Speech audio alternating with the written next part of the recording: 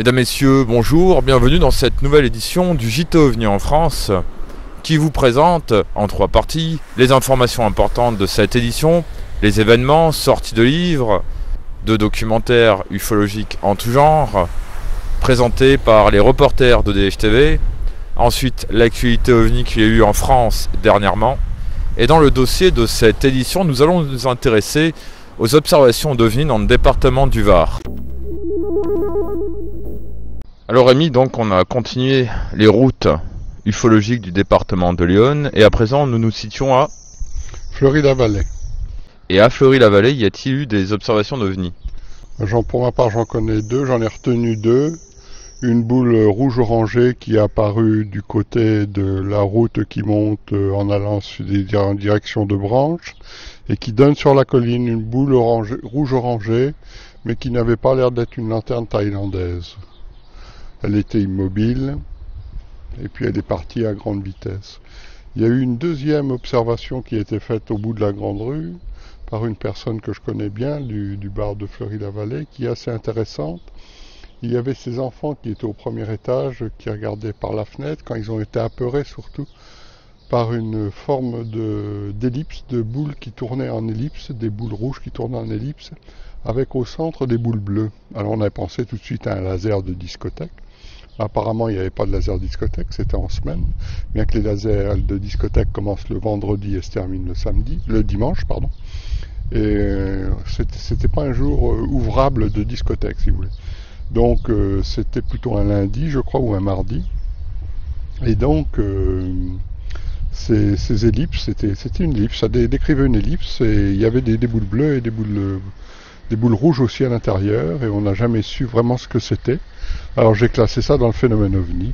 La personne par contre n'a pas voulu trop s'étendre sur le phénomène à cause de ses enfants qui avaient eu peur, et elle avait peur qu'on en parle un peu dans sa famille, donc elle m'avait donné que quelques renseignements, disons, précis, c'est sûr, importants, mais elle avait vite elle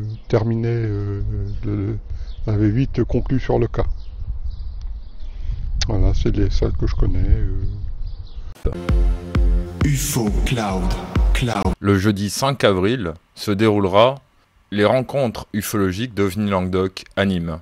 James vous présentera une conférence sur Oumuamua, un visiteur interstellaire. Le lieu, Pizza Papa, centre Nemosa, avenue de la Bouvine, rendez-vous à 19h. Pour d'autres renseignements, contactez l'association OVNI Languedoc à l'adresse suivante: contact@ovni-languedoc.fr. Le dimanche 15 avril, à 14h à Aubagne, dans le département des Bouches-du-Rhône, se déroulera une conférence de Thierry Gaulin. Le thème: les X-Files des bords de Méditerranée. Conférence organisée par les Clés du Rocher et l'association OVNI Languedoc. Le lieu, salle Ambroise Croizat 241, route de Baudinard, Aubagne. Rendez-vous à 14h, entrée 12 €. Le 16 avril, de 22h à 22h30, Jean-Claude Bourret fera une conférence à OVNI Paris, dont le thème sera OVNI, l'extraordinaire découverte. Nous sommes à un tournant historique de l'humanité. Le lieu, Maison des Mines, salle Nicole, 270 rue Saint-Jacques, Paris 5e, Paris. Entrée 10 €, payable sur place. Durée de la conférence 2h30.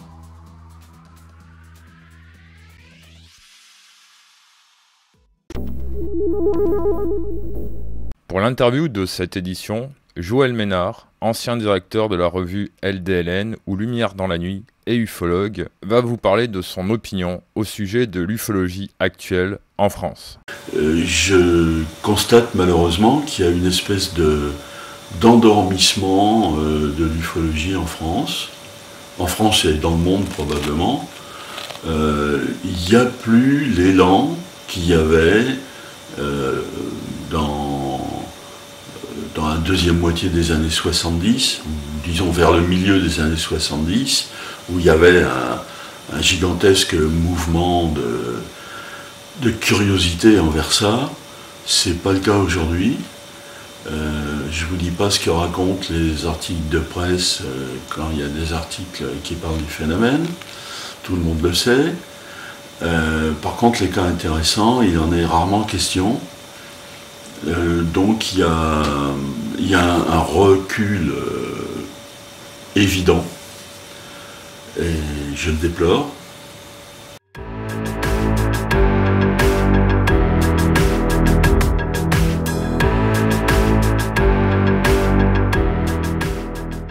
Pour cette nouvelle astuce de l'enquêteur, je reçois aujourd'hui Gilles Durand, ufologue et membre du SAU, Sauvegarde et Conservation des études et archives ufologiques, qui va revenir sur une affaire que je vous avais fait part dans le JT OVNI en France du mois de décembre 2017.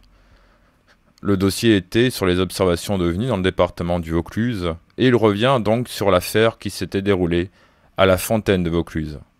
Oui, justement, parler de l'affaire de, je crois que c'est Fontaine de Vaucluse, où les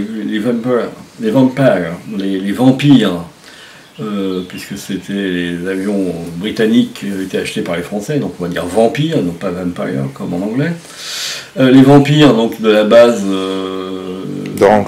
d'Orange viennent à la rescousse de gens qui ont soi-disant observé un ovni dans le ciel. Les pilotes ne voient rien, rentrent à la base. Par contre, les témoins au sol reportent leur attention sur les avions et déclarent que ce sont des ovnis. Voilà, donc il y a bien un transfert, je dirais. Donc on voit plus un point lancé qui était peut-être Vénus visible de jour, comme ça arrive très rarement, mais ça arrive quand même. Ou quelque chose d'équivalent, ou un ballon sonde, je ne sais pas, enfin un ballon sonde aurait dû se déplacer. Donc ce phénomène est remplacé dans les yeux des témoins, dans l'imaginaire, la sensation des témoins, par cette patrouille de vampires qui vient à la chasse à la soucoupe et ne trouve rien et repart. Voilà, donc c'est clair qu'il y avait des méprises de cet ordre-là. Il y a souvent une surenchère involontaire, je dirais, de la taille réelle du phénomène observé. On va dire que c'était plus gros que la Lune, alors que c'était plus petit que la Lune. On le voit parfaitement avec les comparateurs Lune, par exemple. Les comparateurs Lune, vous demandez à quelqu'un, non pas de donner la taille de ce qu'il a vu, par rapport à un comparateur Lune, ce qu'on appelle un comparateur Lune, mais en fait des petits cercles de taille différentes, et on vous met sur le fond de ciel, on vous dit c'était de quelle taille à peu près, et puis on désigne le cercle qui correspondrait à la taille. Et quand vous mettez, quand vous dites aux gens de calculer la taille, enfin de voir sur ce comparateur quelle est la taille de la Lune, ils se trompent 9 fois sur 10. Il donne une taille bien supérieure à la réalité. Et ça se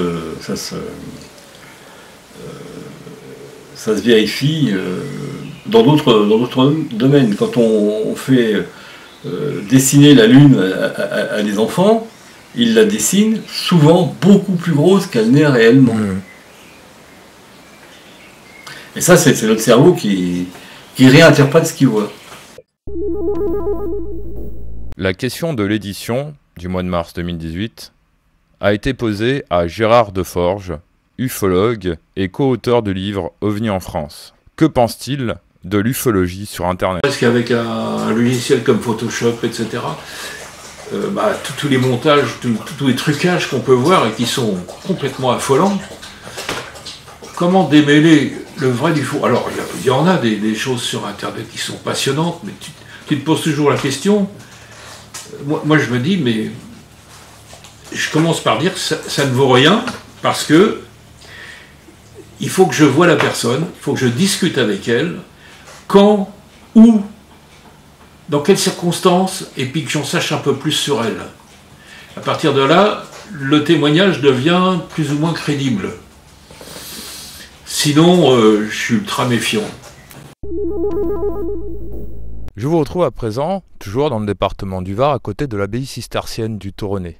Passons donc dès à présent à la deuxième partie de cette émission, l'actualité des différentes observations d'OVNI qu'il y a eu en France dernièrement. Le 6 décembre, dans le département Pyrénées-Atlantiques, à Gand, observation d'une lumière rouge auréolée d'orange à 18h30. Le 12 décembre, dans le département des Alpes-Maritimes, à Grasse, à 20h10, observation d'un objet assez grand qui passe 2 secondes au-dessus du témoin. Le 12 décembre, dans le département de la Loire, à Fraisse, à 22h, observation de points lumineux formant un triangle. Le 14 décembre, dans le département de Sèvres, à Niort, à 18h45, observation d'un point lumineux et d'une traînée verte. Le 16 décembre, dans le département Seine-et-Marne, à Brie-contre-Robert, à 18h50, observation de 2 lumières étranges dans le ciel.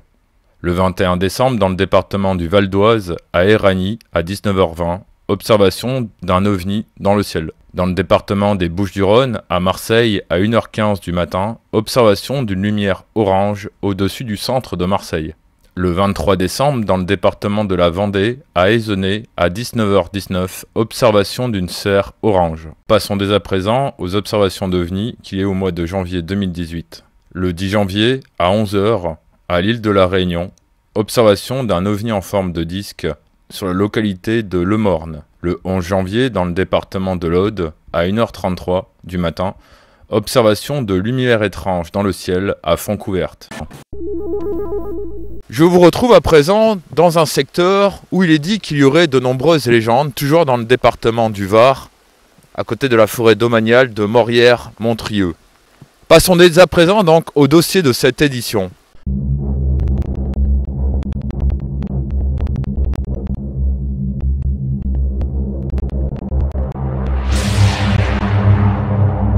Comment est le phénomène OVNI dans ce département? Y a-t-il beaucoup plus de rencontres rapprochées du premier type, du deuxième type, du troisième type ou d'autres types de rencontres?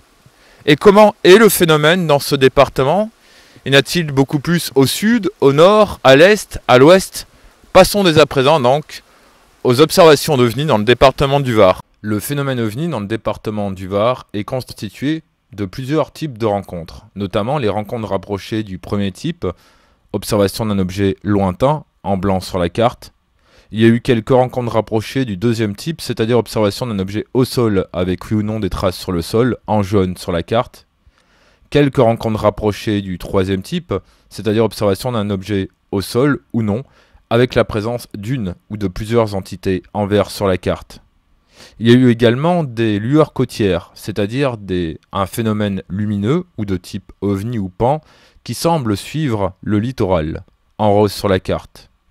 Quelques cas d'objets aquatiques non identifiés, dont un cas remarquable au Brusque où c'était donc une RR3 aquatique, en turquoise sur la carte, et des rencontres rapprochées aériennes, c'est-à-dire observation d'OVNI depuis un avion, ou observation depuis le sol d'avions semblant être poursuivis par un ou plusieurs OVNI en violet sur la carte. Il y a eu aussi des cas de mutilation de bétail dans le secteur du Haut-Var, mais ceci est un autre sujet. Cette deuxième étude des observations d'OVNI, de PAN, d'OANI dans ce département est divisée en deux grandes parties. La première partie, je vais vous présenter différents cas d'observation, de rencontres rapprochées du premier type, du deuxième type, du troisième type, des cas particuliers qu'il y a eu dans ce département, et des observations de lueurs côtières et d'objets aquatiques non identifiés, avec l'intervention à la fin d'Éric Zurcher, ufologue et enquêteur d'une affaire de RR3 dans le département du Var. Puis dans un deuxième point, la deuxième partie, c'est donc une étude comparative entre les observations d'OVNI dans le département du Var et le phénomène OVNI dans le département voisin, c'est-à-dire les Alpes-Maritimes. Tous les cas qui vous sont partagés dans cette vidéo sont premièrement géolocalisés et ensuite accompagnés de reconstitutions, parfois, de dessins des témoins ou des enquêteurs et de vidéos enregistrées sur les lieux d'observation. Le premier cas d'observation d'un phénomène insolite recensé dans le département du Var, qui n'est peut-être pas forcément OVNI, mais insolite, date du 23 février 1740 sur la commune de Toulon. Au cours de la nuit du 23 au 24, dans la rade de Toulon, un globe de feu fut aperçu. Il plongea ensuite dans la mer, d'où il remonta, comme une balle qui ricoche. Parvenu à une certaine hauteur, il explosa et répandit divers globes de feu, dont certains tombèrent dans la mer et d'autres sur la montagne. En avril 1953, sur la commune d'Hyères, il est 4h45 du matin. Un douanier en service à la base navale de Palivestre, près d'Hyères, distingue avec netteté les formes d'un disque lumineux vert-bleu, d'un diamètre de l'ordre de 5 fois celui de la Lune, se déplaçant assez bas sur l'horizon et à une hauteur de 25 degrés. L'objet accélérera brusquement, passant au rose vif, puis à l'écarlate. Il disparut à une vitesse fulgurante. Source: OVNI en Provence de Michel Figuet et Henri Julien, et également le livre Les soucoupes volantes viennent d'un autre monde par Jimmy Gueux. Le 23 septembre 1962, sur la commune de Saint-Maximin-la-Sainte-Baume, il est 21h38. Un témoin aperçoit à l'est une boule lumineuse qui grimpe dans le ciel à grande vitesse. Il pense à une fusée, mais soudainement l'objet s'arrête. Il distingue alors une forme circulaire au pourtour lumineux. À ce moment, l'objet redémarre en partant vers l'ouest. Il fait un virage très serré et reprend son ascension en direction de l'est. Je suis actuellement sur la presqu'île de Gien, à côté de la Madrague, juste en face de la rade de Toulon, le 1er juillet 1963 sur la commune de Toulon. Plusieurs habitants de la ville, dont un correspondant au quotidien régional Nice Matin, assistent médusés aux évolutions dans le ciel d'une boule lumineuse de lumière argentée, laissant une traînée rouge. L'objet décrira une trajectoire en forme de 8, s'immobilisera durant 2 minutes et disparaîtra sur place. Source: OVNI en Provence de Michel Figuet et d'Henri Julien. À l'orgue, le 12 novembre 1965. Le témoin, donc, a été en train de rouler sur une route dans une forêt un peu comme celle qu'il y a juste derrière moi. Il faisait plein jour et il observait donc un cône aplati de couleur blanc. Il y a effectivement eu d'autres observations d'OVNI autour de Draguignan, c'est-à-dire dans les villages aux alentours. Comme effectivement il y en a eu un à Château-Double le 1er juillet 1966, où on peut dire que des personnes qui étaient en train de rouler sur une route qui traversait donc une forêt, comme celle qui se trouve juste derrière moi, ont observé une soucoupe volante de couleur grise avec des hublots jaunâtres. Le 18 juillet 1966, sur la commune d'Ampus, il est 21h40. Un homme se trouvant entre Château-Double et Ampus, c'est-à-dire non loin d'un autre lieu célèbre en ufologie qui est le Bois des Prânes, observe un objet lumineux brillant comme la Lune, à environ 300 mètres d'altitude, qui devient légèrement ovale, puis sphérique, et disparaît sans bruit. Source: OVNI, premier dossier complet, de Michel Figuet. En septembre 1967, sur la commune de Seillon, ou Seillon, source d'argent, il n'y a pas vraiment de date précise. Il est 21h. Un témoin, alors qu'il attend à l'extérieur un ami, remarque un point lumineux jaune-orangé juste au-dessus des arbres qui se déplace de gauche à droite sur une courte distance. Avant chaque changement de direction, il y en aura 4. Le point se stabilise 2 à 3 secondes. Aucun bruit particulier n'est entendu. L'observation dure 30 secondes environ. Puis, le point disparaît. Aucun bruit particulier n'est entendu. L'observation dure 30 secondes environ. Puis, le point disparaît au loin rapidement. Aucune traînée n'est observée. Aucun autre témoignage n'est recueilli. Cette observation plutôt étrange d'une boule lumineuse se déplaçant très vite en zigzag rappelle certains témoignages d'observation de foudre en boule. Ce cas a été classé PAN C sur le site du GEPAN. Le 14 mars 1969, sur la commune de Toulon, il est 19h. Dans le ciel, de nombreux témoins observent un objet très lumineux paraissant immobile. Observé à l'aide d'une puissante lunette d'approche, l'objet est animé d'une vibration donnant l'impression qu'il tourne sur lui-même. Il se déplace très lentement pour disparaître après 2h30 d'observation. Le personnel des services météo ont vu l'objet et le déclare comme phénomène lumineux non identifié. Source: le livre OVNI, premier dossier complet de Michel Figuet. Donc actuellement nous nous situons à côté de l'aggro. Derrière moi se trouve le Coudon. Le Coudon qui est une montagne qui est composée d'une base militaire avec plusieurs antennes, donc une qui est toujours dirigée vers le haut. La rade de Toulon, très simple, base navale. À Hyères, les Palmiers, base aéronavale. Le 11 décembre 1970, sur la commune de Régus, il est 17h45. Le témoin vient de quitter Barjol en voiture lorsqu'il observe ce qu'il pense être peut-être un avion en détresse. L'objet est jaune-blanc. Il avançait horizontalement, moins vite qu'un hélicoptère. Le témoin observa l'objet pendant les 22 km qui séparaient Barjol à Régis. Il était en forme de demi-sphère, assez arrondi à l'avant. Il n'y avait aucun bruit. Il s'échappait de ce dernier comme des flammes courtes. Arrivé chez lui, il prévint les gendarmes. Source, LDLN, lumière dans la nuit. Il est à signaler que dans ce secteur, il y a quelques failles géologiques.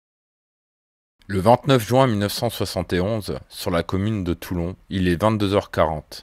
Observation d'un point lumineux venant de l'est, qui fait soudain un changement de direction à 90 degrés, prenant la route du sud. Durée de l'observation 20 minutes, source, lumière dans la nuit. Pas plus de précision concernant cette observation. Le 29 juin 1973, sur la commune de Cuers, il est 19h20. Météo, nuages éparses. Le témoin observe un objet de forme allongée, rond, vers l'avant et en dents de scie à l'arrière, de couleur jaune-orangé. Ce dernier se trouve au-dessus de la gare de Cuers, venant du nord-ouest. La vitesse estimée par le témoin est de 800 km/h sans aucun bruit. Soudain, l'objet fait demi-tour, décrivant une boucle de 180 degrés. L'objet laissa alors une sorte de nuage qui l'enveloppait derrière lui, vira à 90 degrés vers le nord, prit une couleur bleue et se volatilisa subitement. Le 6 décembre 1973, sur la commune de La Seine, il est 8h45. Aux Sablettes, un témoin remarque un objet lumineux de forme ovale, allant du jaune presque blanc à l'orange foncé, dont les bords sont flous. Il se déplace du sud-sud-ouest vers le nord-nord-est. Le 16 novembre 1974, sur la commune de Saint-Raphaël, le témoin rentre chez lui à la tombée de la nuit. Il vient juste de pousser le portail du jardin quand il repère une drôle d'étoile émettant une lumière blanche assez forte et se déplaçant avec rapidité. Soudain, l'objet change de direction à 90 degrés et se met à voltiger en sinusoïde. La lumière semble alors hésiter en se balançant, puis à une vitesse stupéfiante, elle se perd au loin. Source, le livre Chasseur d'ovnis de François Garde. Le 6 mai 1975, sur la commune de Saint-Raphaël, il est 20h15. Une femme observe de Bouloris une forme géométrique se déplaçant au-dessus de la mer. L'objet se déplace parallèlement à la surface de l'eau. Ses côtés sont des traits de lumière jaune-orange. L'intérieur paraît laiteux. Des lumières rouges brillent sur les côtés. L'objet évolue avec lenteur à environ 500 mètres au-dessus des flots. Puis il quitte la mer et fonce vers le mont Vinaigre. Taille estimée de l'objet, 80 mètres. Source, le livre Chasseur d'ovnis de François Garde. Le 9 décembre 1976, sur la commune de Saint-Tropez, un couple en promenade constate la présence d'une lueur brillante et blanche stationnaire dans le ciel. Ils sont fort étonnés des variations d'intensité lumineuse, puis de son déplacement rapide et sans bruit vers le sud-est. Ce cas a été classé PAN-C, c'est-à-dire cas inexploitable, sur le site du GEPAN. Le 29 janvier 1977, sur la commune d'Ops, il est 3h30 du matin. Deux témoins aperçurent un objet de forme rectangulaire très irrégulier. Il se déplaçait à l'horizontale et sa couleur était rouge-orange. Et elle n'a pas varié pendant l'observation. L'objet se déplaçait dans le sens sud-est, nord-ouest. Le 13 juillet 1979, sur la commune de Saint-Raphaël, vers 13h10, un guetteur à la vigie du mont Vinaigre et une femme observent un objet particulier se déplaçant au-dessus du massif de l'Esterel. Cet objet est de petite taille, de forme sphérique et très lumineux. Il semble suivre la géographie du site et se déplace par moments à une vitesse très élevée d'une colline à une autre. Aucun bruit, aucune fumée ou odeur n'ont été remarqués par les témoins. Il a été perdu de vue dans des nuages. Ce cas a été classé PAN-D sur le site du GEPAN.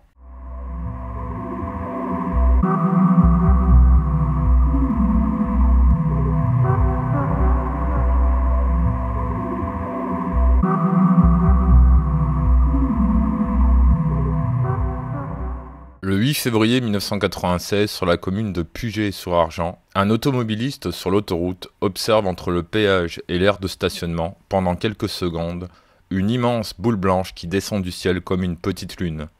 Il perd de l'altitude en se dirigeant vers l'Esterel. Source, Nice Matin.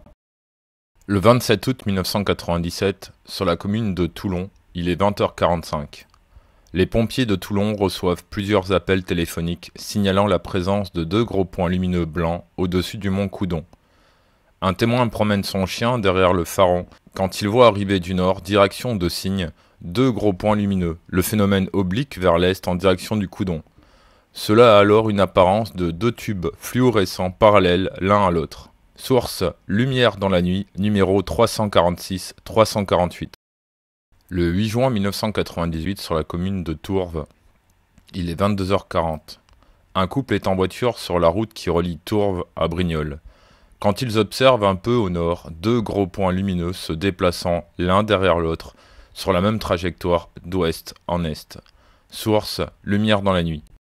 Le 21 juin 2005, sur la commune de Fréjus, à 9h45 du matin, une femme en voiture observa une sphère de la taille de l'ongle de l'auriculaire, bras tendu. Elle compara à une grosse boule de pétanque. L'objet resta immobile pendant 5 minutes avant de disparaître soudainement. Je vous retrouve à présent au sud de Yerres-Plage, sur un site où j'ai effectué avec des amis, en septembre 2017, une veillée astronomique et ufologique.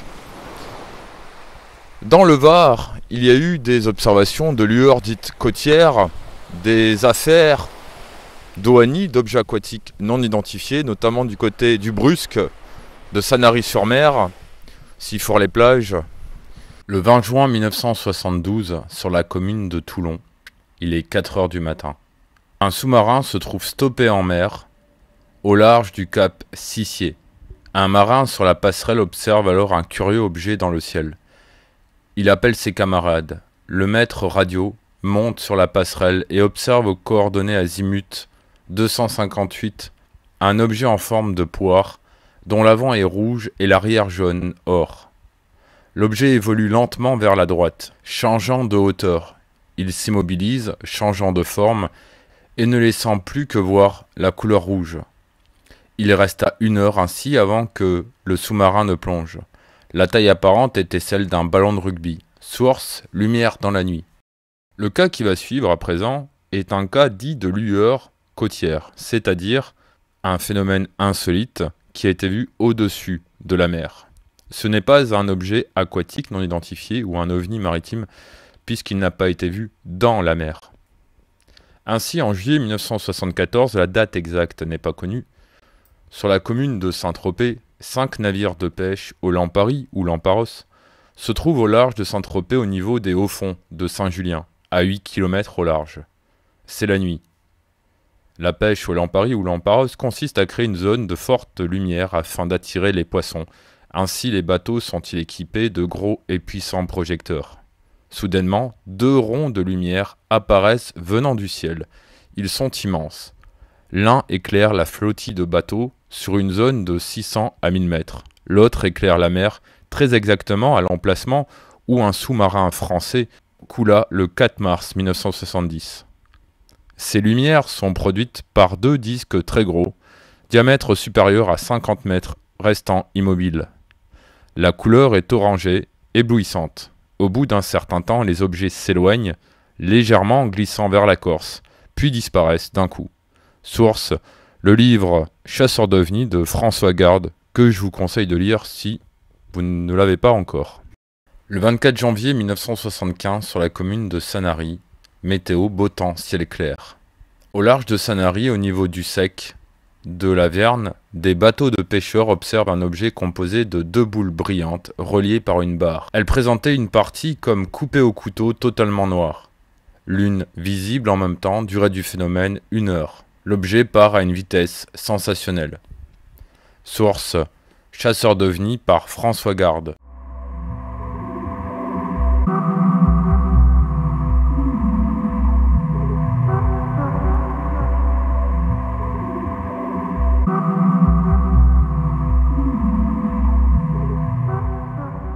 Concernant les rencontres rapprochées du deuxième type, c'est-à-dire observation d'un objet au sol avec oui ou non des traces sur le sol, il y a bien sûr l'affaire la plus connue qui est l'affaire de Trans en Provence qui s'est déroulée le 8 janvier 1981, qui est assez documentée sur le site du GEPAN ou même sur d'autres sites internet. Nous aborderons ce cas au cours d'un épisode de l'étude géoufologique phase 2, concernant la géologie. En septembre 1954, hélas la date exacte n'est pas indiquée, à 21h sur la commune de Garéoult. Un jour de la fin du mois, les témoins reviennent de Toulon entre Néoul et Garéoult. Le témoin a son attention attirée par un objet lumineux, planté en terre et ressemblant à une enseigne de bureau de tabac, comme un gros cigare. Prise de peur, elle adjure son mari de ne pas s'arrêter. Ce dernier continue sa route, mais quelques centaines de mètres plus loin, il stoppe pour constater que l'objet lumineux a disparu. Source: OVNI, premier dossier complet de Michel Figuet. Le 1er juillet 1966 sur la commune de Château-Double, il est 3h45 du matin. 3 témoins sont en voiture, au lieu dit Rebouillon. L'un d'entre eux observe un objet, le conducteur arrête le véhicule, coupe le contact et les lumières. Les 3 personnes descendent et observent un objet en forme de soucoupe de couleur gris métal mat. La coque est éclairée par 4 hublots d'environ 40 cm, faisant penser à des tubes luminescents de couleur jaunâtre. Sur un côté se trouve une sorte de tige étroite et lumineuse de faible longueur. Soudain, des faisceaux s'allument sous l'appareil au nombre de 8 ou 10. Certains sont brisés à 120 degrés. La taille de l'objet est estimée à celle de 2 voitures, et il évolue à 10 ou 20 mètres d'altitude. L'objet évoluait à environ 250 km/h en ligne droite, avec des arrêts sans aucun bruit, en tournant sur lui-même. Après quelques minutes, les faisceaux s'éteignent, et l'objet continue sa route vers Draguignan. Oblique sur la droite en direction du Lantier et franchit la barre rocheuse pour disparaître derrière la colline. Les témoins ont remarqué que les chiens du voisinage n'ont pas cessé d'aboyer pendant la présence du phénomène.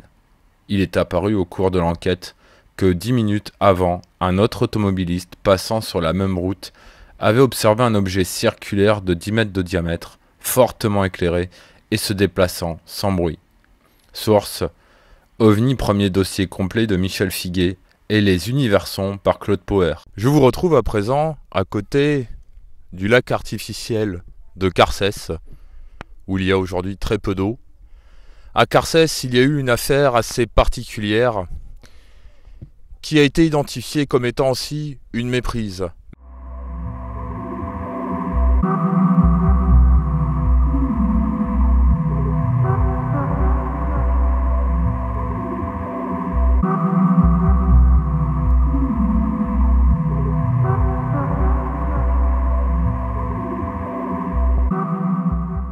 Je vous retrouve à présent à côté du port de Légade. Donc maintenant nous allons nous intéresser au cas particulier qu'il y a eu dans le département du Var. Le 24 septembre 1945, sur la commune de Draguignan, alors qu'il gardait ses moutons dans le quartier des Coquerelles, maintenant se trouve à cet emplacement le cimetière américain, un berger aperçut une bonne heure avant que le jour ne se lève une lueur jaune parfaitement circulaire de la taille apparente d'un ballon de football. Le phénomène descendit à la verticale en augmentant d'intensité et vint s'arrêter à une trentaine de mètres au-dessus du témoin. Un puissant phare vint se braquer sur le témoin, illuminant une zone de 50 mètres de diamètre tout autour de lui. Complètement ébloui, pris de vertige, le berger était au bord de la panique et se cache sous un arbuste. Les moutons ont été affolés et couraient en tous sens, certains tombant à terre. Les chiens manifestent une évidente terreur. Après un temps qu'il ne put déterminer, le témoin entendit comme un bourdonnement et vit que l'objet s'élevait lentement dans le ciel. Au bout de quelques secondes, le faisceau s'éteignit et l'objet disparut. Source: Les Chroniques des OVNIs par Michel Bougard et OVNI en Provence de Michel Figuet et Henri Julien. Actuellement, je me trouve au Petit Gaou, à côté du village Le Brusque, où il y a quelques années, des pêcheurs avaient observé au large de Le Brusque un étrange appareil qui semblait sortir de l'eau avec des entités qui s'est élevé et qui a disparu dans l'atmosphère. En avril 1957, sur la commune de Figanières, il est 8 heures. Le témoin est au volant de son véhicule sur la route de Grasse. Il amorce les derniers lacets de la route. Il est surpris de constater que le sommet de la colline en face est de couleur brune, comme recouvert de feuilles mortes alors que le reste est vert. De plus, cette plaque marron barre la route. Soudain, son véhicule a dératé. Il rétrograde, il remarque alors que la plaque brune recule. Il observe à ce moment-là un objet ressemblant à une toupie métallique dont les contours ne sont pas très nets. Des sortes de tiges reliées à un disque supérieur à un disque inférieur de dimension plus importante. L'objet décolle de la gauche de la route et s'éloigne en direction de Caillasse ou Calas. Source OVNI, premier dossier complet de Michel Figuet. En avril 1961, sur la commune des Nouradons, les Arcs, il est 20h. Le témoin garde ses moutons alors que la nuit est déjà tombée. Il voit alors arriver un objet demi-sphérique, jaune, très lumineux. Ce dernier se pose en terrain découvert dans un bois d'olivier à 400 mètres de sa maison. Comme le terrain est accidenté et que le témoin ne parvient pas à observer facilement, il monte alors dans un sentier. L'objet est d'apparence conique de 3 mètres de haut sur 7 mètres de long. La partie supérieure, en forme de coupole, tourne. Des étincelles de 1,50 m de long sont émises par l'objet. Puis, soudain, les étincelles cessent, et l'objet s'éteint, restant toutefois faiblement lumineux. Il se rallume alors progressivement, prenant une coloration jaune-orangée identique à celle qu'il avait au moment de l'atterrissage. Le haut de l'appareil se remet à tourner, les étincelles réapparaissent. L'objet s'élève alors lentement et disparaît instantanément. Source OVNI, premier dossier complet, par Michel Figuet. Nous nous situons actuellement entre Châteaudouble et Ampus, dans le département du Var. Nous sommes dans le bois de Prane. Dans le bois de Prane, il y a eu une rencontre rapprochée du troisième type. Nous avons rencontré dernièrement le principal enquêteur de cette affaire. Et là, c'est un commissaire de police qui a été témoin. Bon, il a vécu une aventure assez extraordinaire. Et j'ai passé pas mal d'heures avec lui. C'était un personnage vraiment tout à fait extraordinaire. C'est quelqu'un qui... Bon, il était policier et puis il avait été militaire avant. Il avait été en Afrique du Nord. C'est quelqu'un qui ignorait toute notion de peur, mais à un point dont on n'a pas idée. Il avait chargé sous des balles, sous des rafales, sans en prendre une. Il avait eu sa femme, il a eu une chance inouïe, il ne se rend pas compte. Un personnage extraordinaire, oui. Et donc, cette aventure qu'il a vécue, qui a duré quand même plus d'1 heure, dans la nuit, et d'ailleurs on voit le courage du personnage, parce qu'il est dans son cabanon en train de se reposer sans électricité, et puis tout d'un coup, il y a ce cri déchirant dehors, et il sort, il voit ces 3 êtres qui s'en vont dans la forêt, et puis il les suit pendant près d'1 heure. C'est une véritable traque. Je ne suis pas sûr qu'il y ait beaucoup de personnes dans un endroit aussi isolé qui seraient partis comme ça dans la forêt à suivre 3 êtres dont on ne sait pas d'où ils venaient ni ce qu'ils étaient. Alors on me dira c'est les réflexes du policier et puis il y a la filature. D'ailleurs j'ai appelé ce cas la traque du chasseur. Là se demander d'ailleurs qui était traqué dans cette histoire. Mais voilà, ça c'est un cas qui, quelle que soit l'analyse qu'on peut en faire par ailleurs aussi, parce qu'on peut l'analyser sous beaucoup de points de vue. À savoir que non loin de là se trouve la base militaire de Canjuers. Le bois de Prane borde cette base militaire. C'est un cas qui quand même recèle en lui-même une série d'informations qui sont extrêmement importantes. C'est pas simplement une lumière qui passe comme ça, ce sont des cas... Bon, c'est ce qui est intéressant dans les rencontres rapprochées du troisième type d'ailleurs, c'est qu'il y a de l'information. Alors peut-être que cette information est biaisée, peut-être qu'elle nous abuse, peut-être on peut émettre pas mal d'hypothèses. Mais il y a quand même de l'information.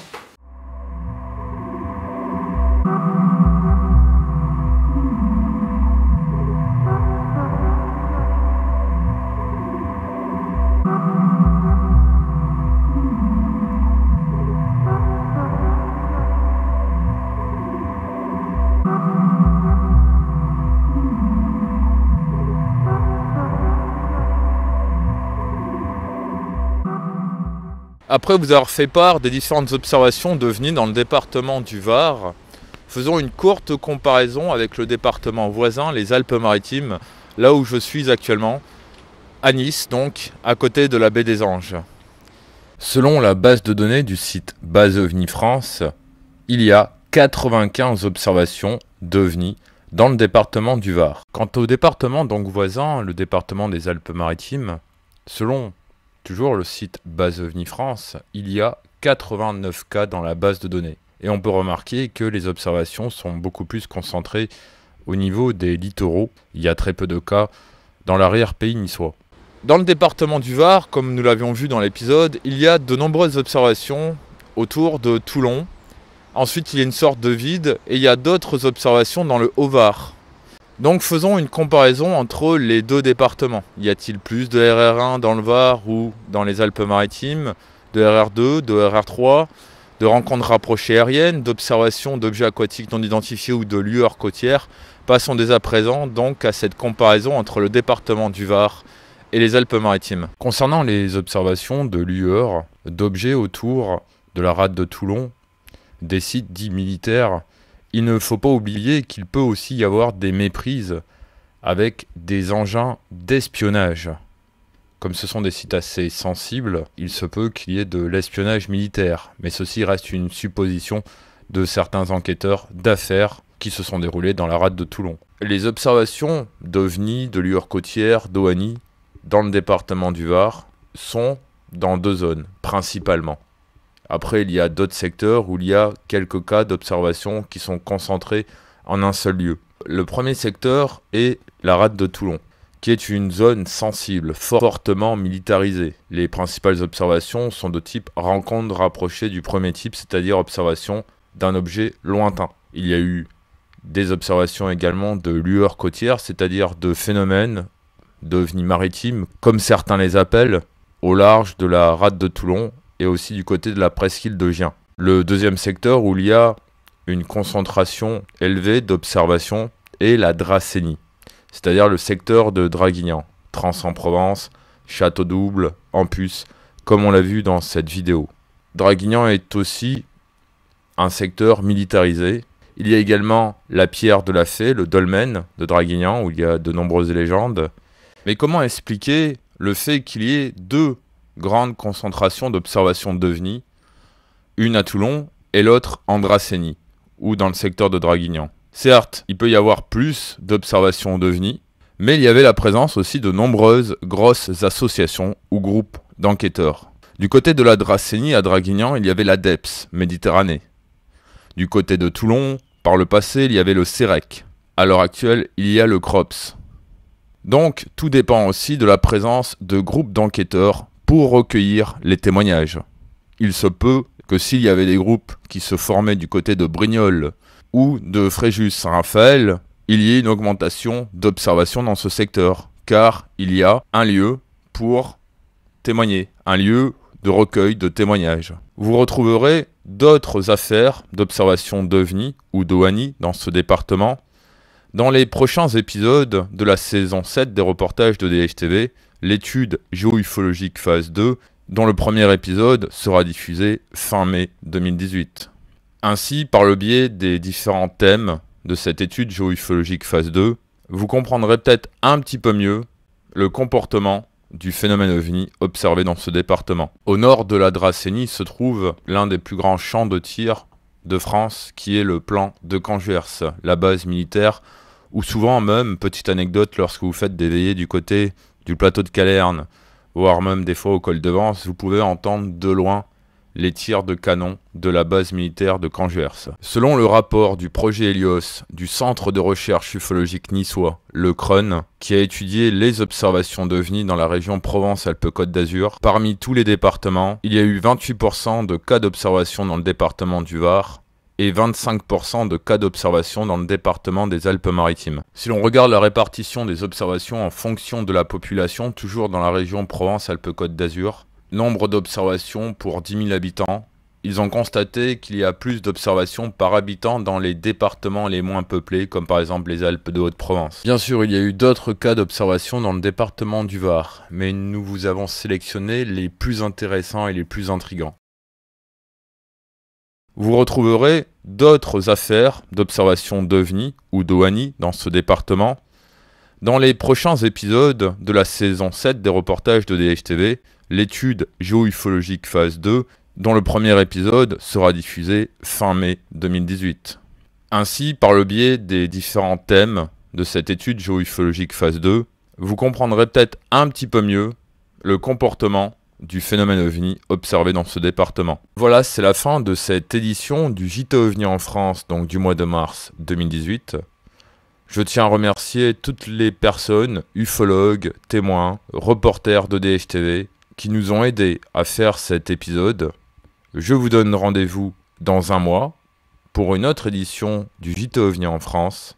Soyez très vigilants, n'oubliez pas votre appareil photo numérique muni d'une bonnette à réseau de diffraction, la station météo, et à très bientôt sur les chemins ufologiques en France sur ODH TV. Au revoir.